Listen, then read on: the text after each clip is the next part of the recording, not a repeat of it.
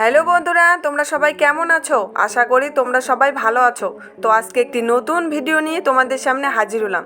তো বন্ধুরা, তোমরা কি জানো বাংলা সিনেমার জনপ্রিয় শিশু শিল্পীরা যারা এক সময় তাদের অভিনয়ের দক্ষতার জেরে আমাদের মন জয় করেছিল, তারা বর্তমানে কোথায় আছে এবং কী করছেন? জানতে হলে ভিডিওটিতে একটি লাইক দিয়ে ভিডিওটি শেষ পর্যন্ত দেখতে হবে।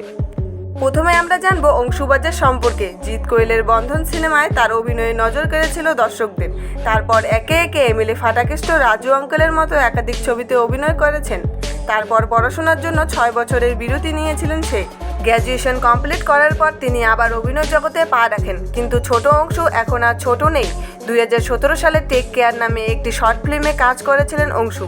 সেই সঙ্গে ইংলিশ ভার্সেস ইংলিশ 4 অধ্যায়, যৌতুকিহের মতো বাংলা ছবিতে তাকে দেখা গিয়েছে। এরপর আমরা জানবো তাথই দেবের সম্পর্কে। ডান্স বাংলা ডান্সের সুবাদে একসময় সকলের মনে জায়গা করে নিয়েছিলেন সে। তারপর একে একে খোকাবাবু, প্রেম আমার, চলপাল্টাই সহ একাধিক জনপ্রিয় ছবিতে অভিনয় করেছিলেন তাথই। কিন্তু তিনি এখন পড়াশোনার জন্য বিদেশে আছেন। বর্তমানে তার বয়স 26 বছর। এরপর আমরা জানবো সজল দে এর সম্পর্কে। 90 দশকের বাংলা সিনেমার জনপ্রিয় শিশু শিল্পী হলো সজল দে, ওরফে মাস্টার রিন্টু। 300টারও বেশি জনপ্রিয় সিনেমায় তিনি অভিনয় করেছেন। এখন অনেকটাই বড় হয়েছেন এই অভিনেতা। ছোটবেলার নায়কের শৈশবের চরিত্রে অভিনয় করতে দেখা যেত তাকে। বড় হয়ে তাকে অভিনয় করতে দেখা যায় নায়কের বন্ধু বা নায়িকার দাদার চরিত্রে।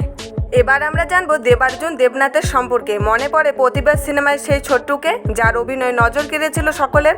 শুধু প্রতিবাদ নয়, একাই 100 শত্রুর মোকাবিলা, বাজি, রিফিউজের মতো জনপ্রিয় সিনেমায় তিনি অভিনয় করেছিলেন। কিন্তু এখন কোথায় হারিয়ে গেলেন তিনি?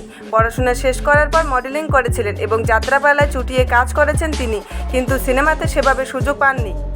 তাই এখন তিনি অভিনয় থেকে অনেক দূরে সরে গেছেন। এবার আমরা জানবো অরিত্র দত্ত বণিকের সম্পর্কে। বাংলা সিনেমার শিশু শিল্পীদের মধ্যে অন্যতম জনপ্রিয় অভিনেতা হলেন তিনি। দেবজিৎ থেকে শুরু করে মিঠুন চক্রবর্তী পর্যন্ত বড় বড় তারকাদের সঙ্গে কাজ করেছেন তিনি। তারপর পড়াশোনা করার জন্য অনেক দিন ইন্ডাস্ট্রির বাইরে ছিলেন তিনি। যাদবপুর ইউনিভার্সিটি থেকে তিনি সোসিওলজি নিয়ে পড়াশোনা করেছেন এবং 2020 সাল থেকে তিনি আবার অভিনয় শুরু করেছেন। এবার আমরা জানবো সপ্তর্ষি বসু রায়চৌধুরীর সম্পর্কে।